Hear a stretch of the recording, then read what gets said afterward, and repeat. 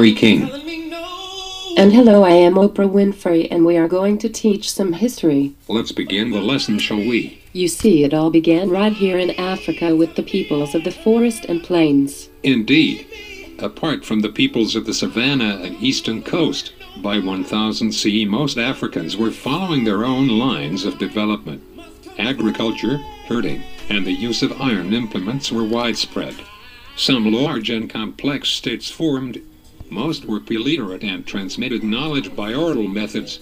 From these oral methods, strong civilizations were born from these originally minuscule tribes of the forest and plains. In the central Nigerian forests, the Nok culture flourished between 500 BCE and 200 CE. Its members developed a realistic art style. They practiced agriculture and used iron tools. After Nok disappeared, there is a long hiatus before the reappearance of regional artistic traditions after 1000 CE. Non-Bantu-speaking peoples, the Yoruba, were highly urbanized agriculturists organized into small city-states, each controlling a radius of about 50 miles. The city-states were under the authority of regional divine kings presiding over elaborate courts. The king's power was limited by other societal forces.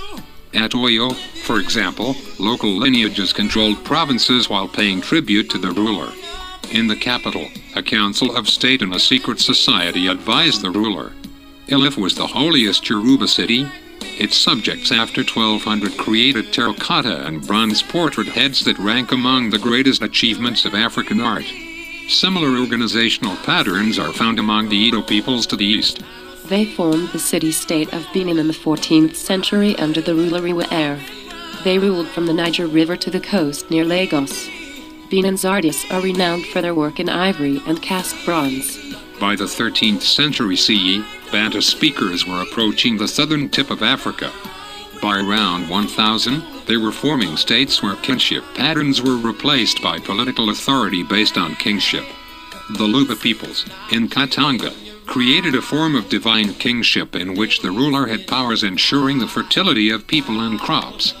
A hereditary bureaucracy formed to administer the state, thus allowing the integrating of many people into one political unit. The Kingdom of the Congo flourished along the lower Congo River by the late 15th century. It was an agricultural society whose people were skilled in weaving, pottery making, blacksmithing, and carving. There was a sharp gender division of labor. Women dominated crop cultivation and domestic tasks. Men cleared the forest, hunted, and traded.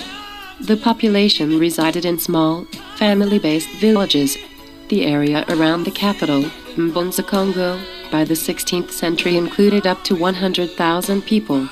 A hereditary central kingship ruled over local non-hereditary chiefs. The Congo was a federation of states grouped into 8 major provinces. To the east, in Central Africa, Shona-speaking peoples in the region between the Zambezi and Limpopo rivers by the 9th century began building royal stone courts in Zimbabwe. The largest, which was the Great Zimbabwe, was the center of a state flourishing by the 11th century. Massive stone buildings and walls were constructed. Its ruler, the Mwamutapa, controlled a large territory reaching to the Indian Ocean. Zimbabwe dominated gold sources and trade with coastal ports of the Indian Ocean network. Internal divisions split Zimbabwe during the 16th century. The spread of Islam had brought large areas of Africa into the global community. The most pronounced contacts south of the Sahara were in the Sudanic states and East Africa, where a fusion of Islamic and African cultures created an important synthesis. Most of Africa evolved in regions free of Islamic contact.